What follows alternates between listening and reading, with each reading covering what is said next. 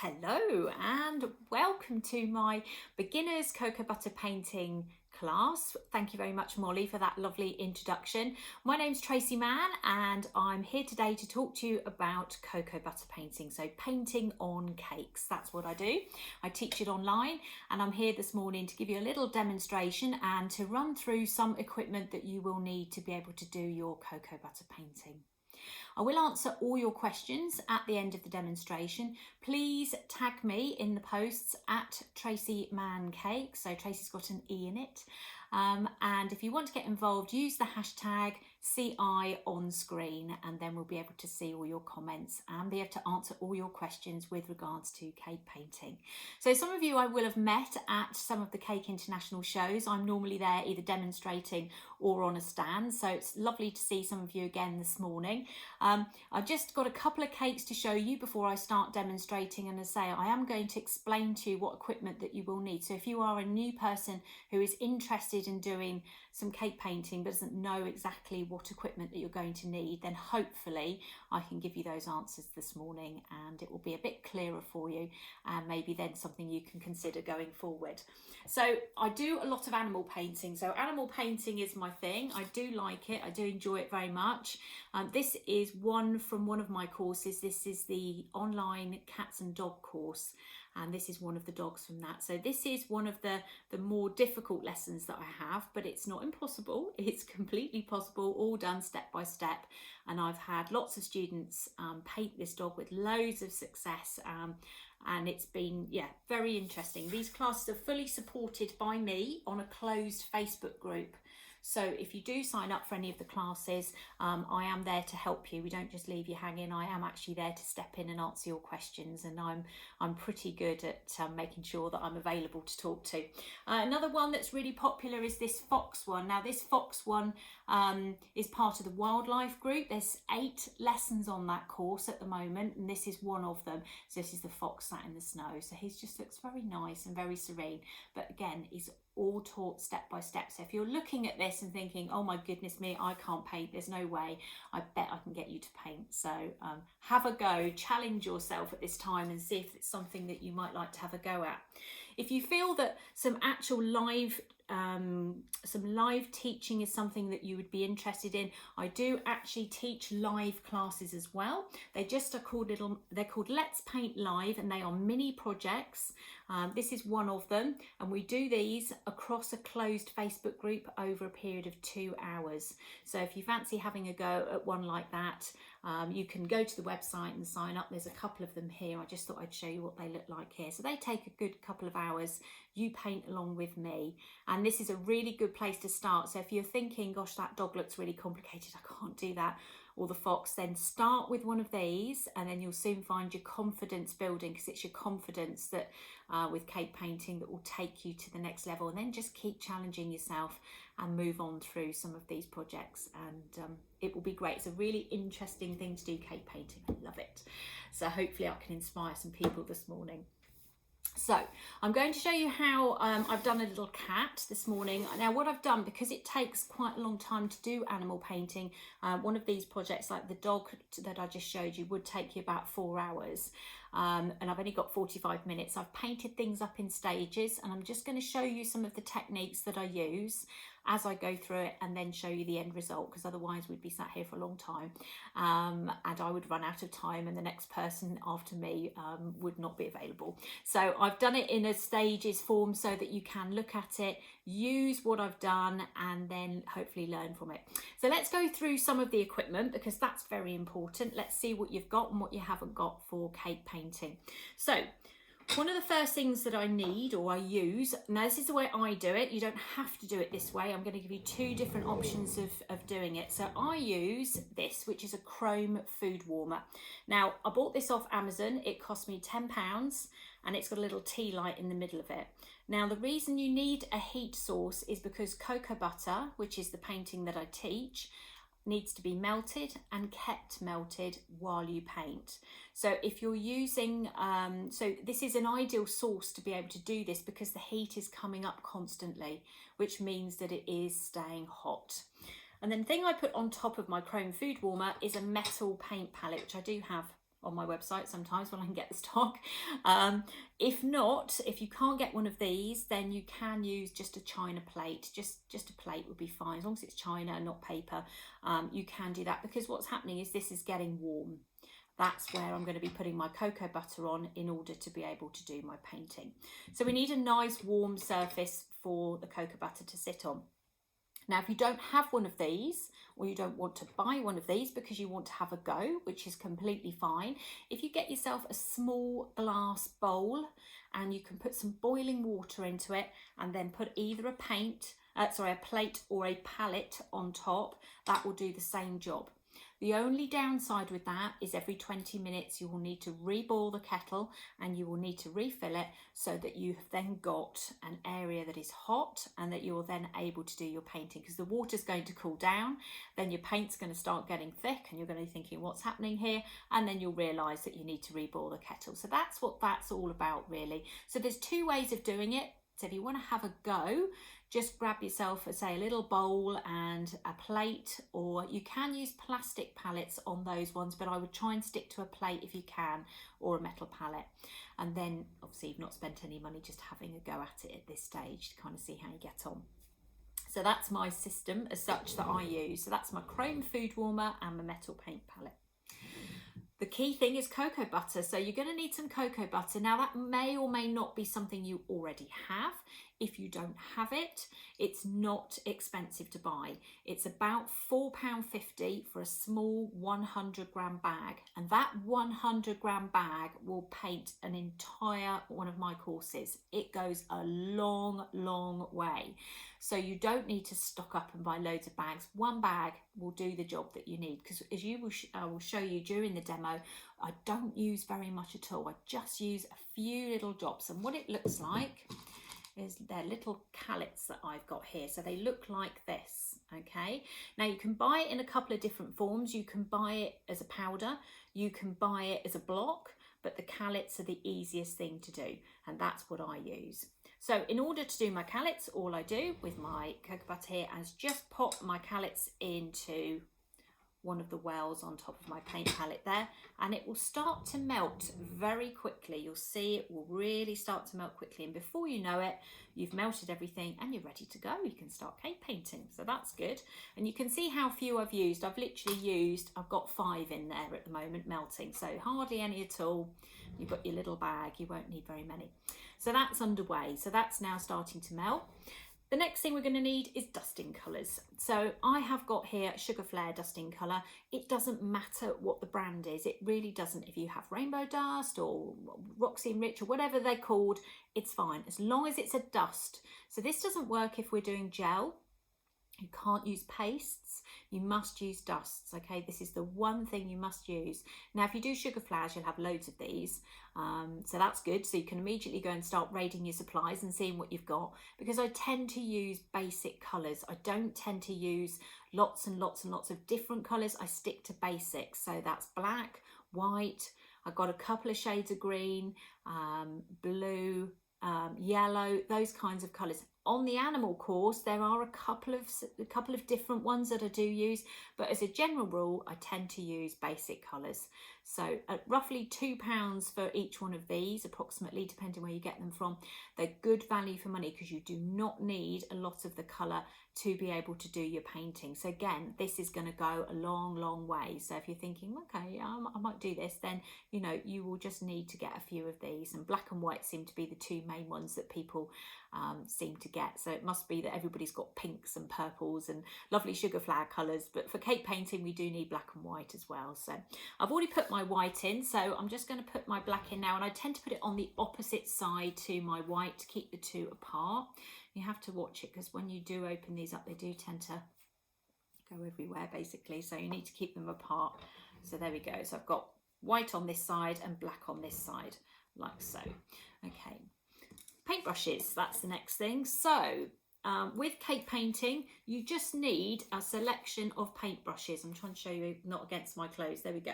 So I've got one brush that's sort of quite fluffy. Now this one I tend to use is like a number 3 or number 4. So a lot of the paintbrushes are numbered, The one I tend to use is number 3 or number 4 for what I call a fluffy brush. So it's going to be kept dry at all times. This brush is not going to go into the cocoa butter. It's kept completely separate. Then I've got brush number 2, which again is a little bit narrower, so I can do a bit more detail. And then brush number 1, which is the fine detail brush, which is the brush that I would be using for eyes, hair, whiskers, that kind of thing. So a much thinner brush. The hair that I've got on here is like a sable hair. So that's the kind of thing that you need. Now I keep my brushes separate from all my other brushes. So my cake painting brushes are just for cake painting. They're not for sugar flowers or anything else. Just keep them separate. So we've got our brushes. We have our cocoa butter and our dusting colours. And we have got a piece of kitchen roll, kitchen paper as well. You're going to need this. You're going to need this just to wipe your brushes in between. It's something else to just have ready so that when you do start painting, you do actually have something to do. All right, so you've got to clean your brushes in between. So that's that. Now I'm going to be leaning back a bit so you can kind of see what I'm doing. But what I'm going to show you is how I turned this little cat here. So there's the cat. And I managed to paint that onto a little plaque. So this is my picture. It's very small, and it's just a very sweet little cat. Now on it, if you look carefully, I've taken his eyes out, but on it the colour scheme is very limited. So it's a limited colour scheme to black and white, and then there's a little bit of sort of a yellowy brown colour for the eyes of the cat. But it's limited, which means I don't need many colours. I just need black and white and one other colour just to do the eyes. It's very straightforward. It's little project, little tiny project that I've literally just printed off, and that's how I've got started. So the first thing I've done is cut round the cat, and then I've moved it onto a plaque. So I'm going to show you what it looks like when you put it on a plaque. Now, when I show you this, you'll probably think, oh my goodness, if I had this in front of me, there's no way would I be able to get to paint something like this, because it does look quite daunting when you first start. And even me, it's a bit like, I was trying to explain it to someone the other day, it's like doing a novelty cake. So when you do a novelty cake, you look at it and you go, gosh, the first sort of hour and a half of this cake, it looks horrendous. Well, mine do anyway. I don't know about yours, but mine do. And you look at it and you think, oh my goodness, it's never going to get any better. This is what cake painting is like. It's very much like that. You're going to find that it's going to go through these stages where you think, oh no, this is not working. But keep persisting with it. Even now when I'm doing projects and I think halfway through, oh no, this isn't going to work, and suddenly I get to the end and think, what was all that fuss about? Look at it, it's great. So persist with this, keep going with it. Don't just give up at the first hurdle and think, right, that's it. It really will pay off if you can keep going. So that's our little cat. So I'm now going to show you stage 1. Here we go. This is our first image. So this is the very first thing that we do when we come to put this on. Now, if you compare this to this, you think, oh no, this is just not happening at all. So all I've done is I've put the little cat onto the plaque. I've just drawn a line around it. And then I've filled in the base with some light grey cocoa butter and dusting colour. And again, I'm going to show you how we're going to mix that later on when we come to do the rest of it. But it's a very light colour. So when you mix cocoa butter, it's all about the balance between the cocoa butter and the dusting colour. So the more cocoa butter that's in the dusting colour, the thinner the colour, the more translucent the colour, the easier it is to see through the colour. And it's a really, really important piece of information for this course, because if you make it really thick, that means you've got lots of dusting colour in there versus cocoa butter. So think of it that way around, and it's really important because it will change the way the paint sits on the sugar paste. And that's the other thing I meant to say about this earlier on. This is a sugar paste course. This is not to paint on paper. You can follow the same procedures using acrylics on paper, but this is about doing it on sugar paste. So every time you do a paint with me with cocoa butter, it needs to be on sugar paste. It can just be on a card. It doesn't need to be anything sort of too complicated. You don't need a cake or anything. Little card to practice on, a little bit of sugar paste that you find. And generally I tend to paint on sugar paste that's not white. So sugar paste that's white, you don't tend to get the image kind of pop the same way as you do if it's on something that's more coloured. So like, for example, the little dog here was done on a blue background. I don't tend to paint a lot on white with the exception of the fox. but it was snowing, so that's allowed. We can do that, you see. So for something like this to start with, I've done what I call over the top of the cat a wash. I'm going to show you what that looks like now. So when I come to do this, I am basically creating a base, because cocoa butter painting is built up with layers, and that's the point. So it's like acrylic painting. It dries, you apply another layer, it dries again, you apply another layer, and that's kind of how it works. So this little cat here. So I'm just going to pop him down for a second and just to go back to talk about the mixing. So we're going to start mixing some of the cocoa butter. I'm just going to tip it so you can see it like that. So I'm going to hold it as well. Hold on.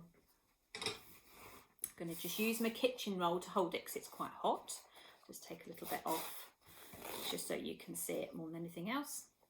I don't burn myself in the process. There we go. Okay, so all I'm going to do is take hold of my paintbrush. I'm going to dip it into the cocoa butter. I'm going to go across to the white, grab a little bit of white, and I'm just going to start mixing it here, like so. Okay, then I'm just going to grab a few grains of black, not a lot, because what I'm trying to do is mix up a really pale grey colour. And I'm just going to add a little bit more cocoa butter until I've got myself a nice light grey colour, like so. That's going to be my base for this cat. So that's what I did at that point. So I have mixed this colour here, just like that. Really simple, not complicated. White, tiny bit of black, cocoa butter, instant grey paint, okay? But a nice light grey paint. So what I would do then for this base, so I've gone round the outline of my cat, and then all I would do is take hold of my paint and literally just paint straight over it like that. So that's all that area is just me painting straight over the entire shape, like so. There's a slight hint of pink in there. I think potentially I may have been painting with pink earlier today. So there we go, and just cover the entire plaque like that. So it's very easy, very straightforward. No, nothing complicated at this point. I've marked the eyes in. Now we can use our little map here just to put the eyes into place. You don't have to guess, the eyes are there, so you can just literally mark the eyes in, and there you go, they're ready, they're in the right place. You've not had to look at the cat and try and work it out. It is in the right place from the word go. So that's step one, and it's going to dry quite quickly, 1 to 2 minutes, and it will dry. And then you can move on to the next stage. And the next stage is about sorting out proportions, working out where the cat's neck and ears and feet are going to be, so you can start to form a bit of definition between the cat. So this is stage 2. So on there, he looks a bit, he's looking really dodgy now. So we've put marked lines in here. So this is his neck, these are his feet, and this is his neckline round here, and his nose and his nose. And you can see I've just started to paint around the bottom here, and that's where we're going to start putting on layers of fur. So this is where we start to think about the different colours that are on the cat. So we start to go back to the picture and we have a little look at the breakdown of colours. Now you can see just from me holding up here that this cat has got a lot of different shades of grey on it, and that's how the cat is going to be built up. So it's by using the different shades of grey that you're going to mix onto your paint palette, and then you'll be able to create the different colours. So we will start with one colour as a base and build from there. Now the trick with this is the time consuming part of the cake paint, and it does take a long time to actually kind of get all your layers of colour on. You have to keep going back and go back again and go back again. You think, oh my goodness, am I ever going to get through this? You will get through it. You just need to take your time. And the other thing you need to think about is the cat's fur. So it's not all going to lay in a line going backwards and forwards like this. It's going to change direction. It's going to go that way. It's going to go lots of different ways. So when you look at your picture, if you look at the cat's head, for example, you can see that the fur goes up and then it goes off to this side and off to that side. And that's something I'm going to show you in a minute. So when you've put your definition in there, that is when you can start building your backgrounds and you can start to work on the fur. So when you do your work on the fur, and we're going to pick another colour, so we're going to go a bit darker this time. So we would go back to our paint palette, which I'm going to pick up with my kitchen roll. There we go. And we're going to grab some more cocoa butter and pop it here. We're going to grab some white, start mixing up. I'm going to clean my brush. I've already got grey on it, so that's okay. When you change colours, yes, you must clean your brush, but we're just changing from a grey to another grey, so we don't need to do that. So I'm going to grab the cocoa butter there, just mix that, and grab a bit of black, and this time we're going to make a darker grey. Now, because I've still got my original colour there, I can actually see the difference, and that's important. I need to be able to have a comparative colour sat next to it. So let's put that on there like that. But I don't want it to be such a difference that I've got nowhere to go. So I want it to be different shades of grey. So I'm adding white a little bit at a time. So that can be my next shade. So that was my first shade. That's my base colour. And then I can start by adding the next colour, so a slightly lighter colour. And we go all the way through to dark and then a little bit back to white at the end when it's all drying. So cocoa butter in normal circumstances, now when I say normal circumstances, UK weather, that's not hot, it dries 1 to 2 minutes. So it takes about that sort of time for it to dry. In the summer it takes a bit longer because it's warmer. In that case you might need to use your fridge to kind of speed things up. Now the reason you need it to dry is so that you can paint on top of other colours. Otherwise, if you try and paint on top of another colour, it just all blends together, and then you do have a bit more of a problem. So that's our little cat there. So I'm going to take my colour and I'm going to start to follow under the line there. So I'm going to start creating fur basically to follow down there. So I'm going to do the feet actually, because I can see those better. And all I'm going to do is very lightly go backwards and forwards like that on the tip of my brush. Okay, so I'm not going to do this with my brush at a 45-degree angle. I'm going to do it at a 90 degrees. Let me make that clearer. That is a 90-degree angle. This is a 45-degree angle. 45-degree angle will give you much thicker fur than a 90-degree angle. So you need to keep your brush like that. And all I'm going to do is, where are we? Get some more paint on there, is start by going across the feet like that where my line is, just literally as light as I can, created with my first colour beyond the pale colour we put down like so. And you remember I said to you at the start you're going to need that dry brush. Well, this is where the dry brush comes in. You're going to very lightly just soften that down, and that's the effect you're going to get. So it softens it right down. Now you're probably thinking I've just done that and I've whipped off all the colour. Okay, so that you've just pressed too hard. So you just need to press very lightly because you are still trying to maintain the look of fur without actually whipping off the entire colour. So I'll show you that again. So take our colour and then literally just very lightly go across like so, and then just get your dry brush on it again and just very softly pattern it down like that. So you're starting to build colours. So that's kind of the next layer. So layer 1 was this colour, layer 2 will be this colour, and it's not all on top of each other. So what you're finding is that you're starting to spread your colours out, because the ultimate aim is to get a mixture of shades on there. So you don't want to be covering every inch of this. You want to be covering it in little bits so that other colours show through and you are layering up your colour. So that is what I'm doing on this, and using the boundary lines that we've set there so that you can split things up and you do end up with paws that are meant to be where they are, a neck that's meant to be where it isn't. It just doesn't all blend into the body, but we are looking at that as well. So that's kind of how you're going to start building up your colours, and it's something that you just need to do step by step. So just literally take your paintbrush, do a layer like that, dry brush, and then soften it down. You want to be dry brushing roughly every 15 to 20 pieces of fur, shall I say? Is that the right thing to say? Because if you don't, by the time you've backtracked, so let's say you do the whole cat, then you decide to get your dry brush out and go over it, everything you did at the start will be dry, and then you won't be able to soften it down and you will get those harsh lines, and that's not what you want. You want it to be soft, but you want those fur lines. It's a very, very fine line between achieving the fur lines and dry brushing the entire lot off, really. So you will get used to it. I'm trying to describe it to somebody the other day. It's like it's like putting blusher on your face, really light, so not too harsh. It's like it's almost a feather touch. You can literally just feel it. And that's the kind of look or kind of feel that you're trying to achieve on here. And the best way to do this is to practice, because you'll soon work out if you've done it too harsh that the whole lot just comes off. Or likewise, you leave it too long and then you've ended up with the tram lines everywhere. So that's not ideal either.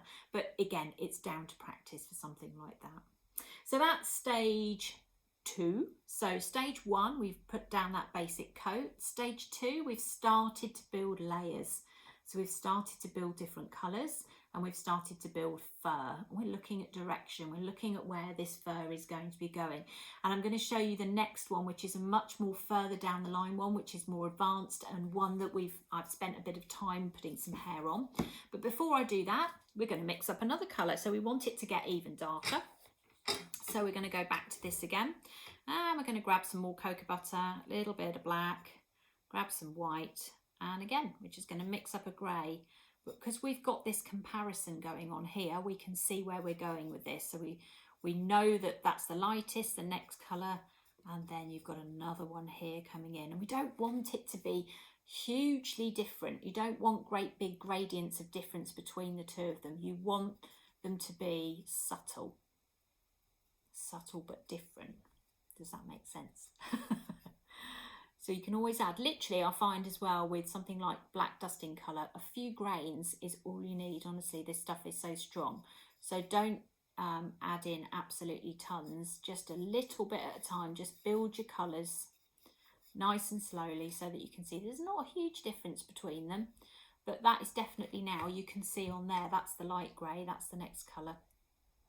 Just add in a bit more black. Just a bit more cocoa butter, and look, I've hardly used any cocoa butter, and you think about it, I only put in five little callets, so hardly anything at all, and there's still tons left. So you know, take it from me, you don't need huge amounts of it, and it lasts ages as well. It's got really long sell by date on it, so it's the kind of thing that you can pop in the cupboard and come back to. If you ever get any cocoa butter, by the way, and it goes white, it's oxidizing, it's the light. There's nothing wrong with it either, you can still use it, because light does affect that kind of thing. You might find that you look at your cocoa butter and it's gone a bit whiter than it was when you bought it, because it's quite yellow in colour, but that's okay. There's nothing wrong with it. You can just carry on using it. It's just where the light's oxidised it. So there you go. You can see the next colour coming in there. So let's have a look at stage 3. So this is stage 3 of our cat. So suddenly the cat has now got a lot more fur on it. We've been looking at direction. Let me make sure I can get close enough for you to see this here. So we're looking at direction of the fur. We've started to build layers. You can see, I'm just going to make this a tiny bit darker so it shows up. You can see that where we've started to, at the paws at the bottom, we did the first layer, which was a clear sort of translucent layer. Then we did a next colour, which was like a lighter, a slightly darker layer. Now we're getting even darker, and we're looking at where the fur lays. You can see on here that the cat's fur is changing direction all the time. You don't just start at the top and go across like this, otherwise the cat's going to look very strange. You have to be really aware of what you're doing. And I always say to my cape painters, look at the picture, don't paint what you think you know, look at the picture and paint what you can see. So if you ever get into a muddle with anything in terms of cape painting, it's probably because you've gone off on a tangent and you're going, oh, yeah, I know what I'm doing, I'll paint this, I do it. So I'm not saying that it's just you, I do it too. So what you need to do is take a step back and go, hold on a minute, what am I doing here? Oh, I know, I'm not painting what I'm seeing, I'm painting what I think, and that is a completely different thing. So you do need to think about that and look at the pictures. You have your little picture in front of you and you go, oh yeah, okay, look, the hair's going that way. That's the way you need to paint. Don't need to paint the opposite way to what you're thinking. So again, back to the hair on here. Fur, hair, one of those things. And back down here on the little paws like this. So again, we just continue building across here like so. Same techniques, nothing strange is changing. So I'm still softening the hair and going across like so. So I'm just building colour. That's all I'm doing, very soft. There you go, you can see my cat up a bit closer now. You can see what I mean about the direction of fur going across here. So anything like that. So when you get to, so this one here, I'm going to just put in a few lines here around his eyes. So all I'm doing now as I get towards the end of my cat is just building up more and more and more colour. So eventually the whole thing fills in completely. And it will be filled in with lots of colour and lots of different layers of colour. And that's what you're aiming for. So you're aiming to build colour. It does take time. Just remember that, it takes time. So again, we're going to be using the brush at a 90-degree angle. Whoops, can't see there. Let me see if I can do it this way around. I'll do some of the paws at the bottom because it's easier for you to see. So I'm just literally using my brush right up on its tip and just building some more colours into there, and then blending it in. You can see the start of the paw then is becoming a bit more defined away from the body. And you see this darker line here? Now that's where I've increased the colour. So what I've done there is I've made that a bit darker. Because if you think about things have shadows underneath them. If we didn't have shadows, we would just have one neck and face all joined together. So what we're looking at is we're looking at shadows between things, shadows between paws, shadows between chins and necks and faces. And that's what we do to be able to tell apart where the cat's neck is. So for example, I can come across here like so and extend that out like that. And that will then give that cat some definition between his chin and his neck. Otherwise it will all blend as one thing. So when you go to look at your little picture, it's important. Can you see, let me put this down a second. You can see there is a dark line there, and that is where his chin is coming in, where his underside is. So that's really important line to put in.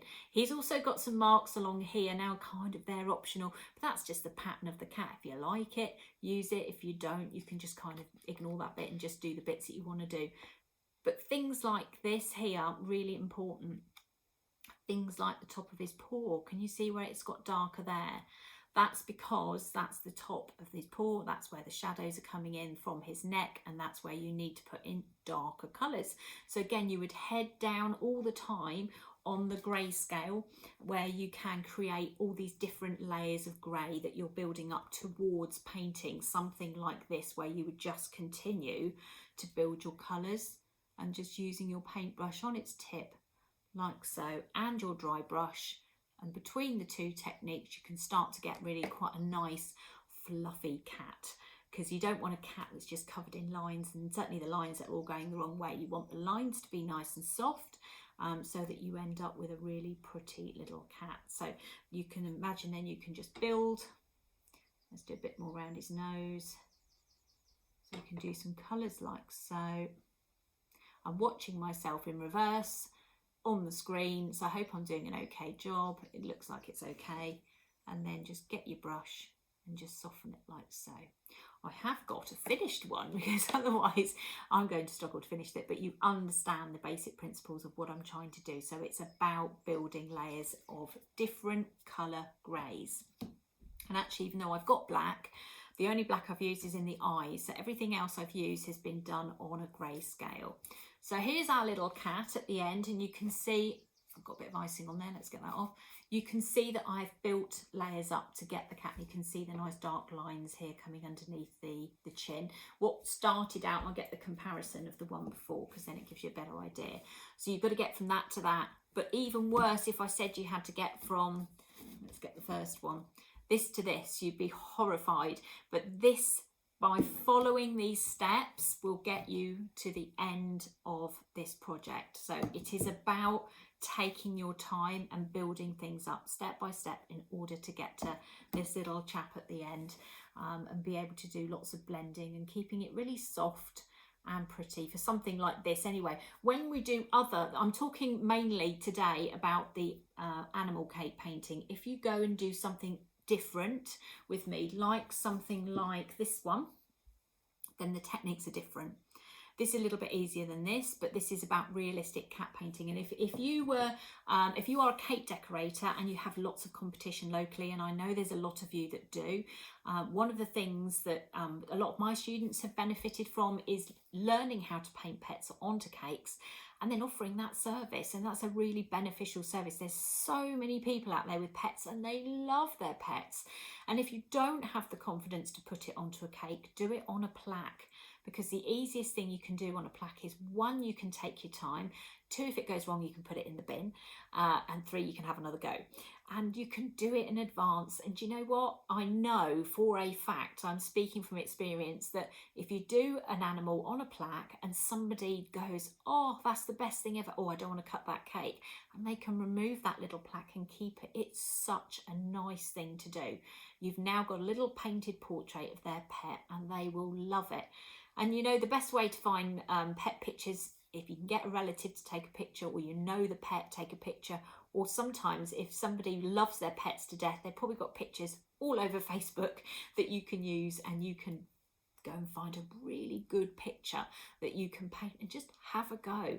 And the benefit of doing something like this is that you can push your skills. So once you've learnt the basics and you understand it, you can then go ahead and try it on some different pets as well, some different animals, and expand your skill base and see how you go. I'm here to help you, teach you all the basics and get you going, and then from that point onwards you can start to look for your own projects and start to think about what sort of thing that you want to do to be able to produce something like this. And they are really, really sweet, really, really lovely, and to be able to do. And cocoa butter, as I've shown you, has not been that difficult to do. It's really quite straightforward. It's just about having the right equipment, and as I say, the equipment is quite basic itself anyway, so you'll probably find you've already got it, and that's nice, because then at least you haven't got to rush out and buy loads of equipment. You've probably already got it at home. You might need to buy a little bit of cocoa butter, but generally you can kind of get going with it with something like that. But start small, you know, don't set yourself up with a big project and get out of your depth. Start with something small like that, or if you want to go for it, go for a big project like that. I've got another, I'll show you another dog. There we go, there's another dog there.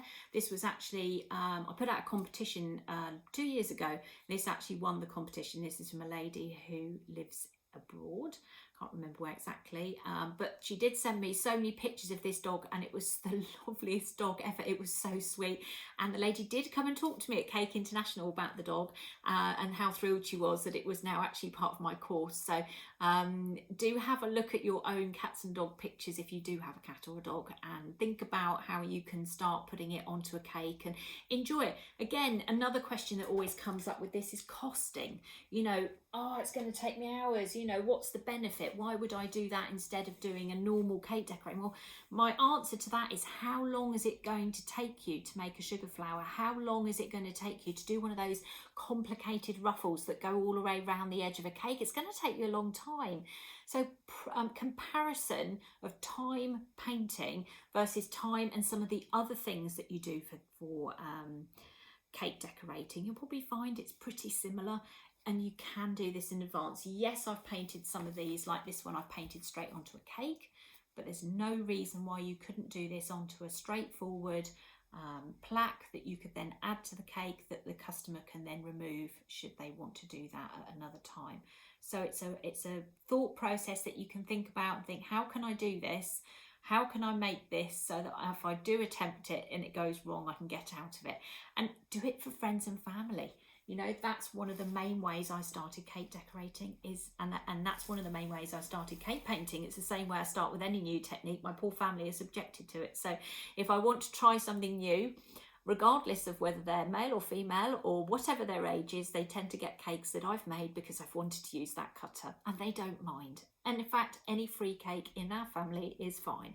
So if you have some people, that neighbours or anybody at the moment that you know that perhaps you could have a little go at painting something, even on a little cupcake or something, you could then just use it as a practice and send it over and see what they say. And I bet you as well that they'll look at it and go, wow, that's amazing. Whereas you'll be sat there criticising it, because if you're anything like me, you probably will. But you'll probably find that other people will appreciate everything that you've done anyway. So I would have a go at doing something like that and just seeing how you get on. But you're very welcome to join any of the classes at any point. They are all running at the moment. They are all on offer, and you are very, very welcome to join any of them. I say I'm fully supporting them all by Facebook. There are some live paints, as I say, where you sit and do them with me.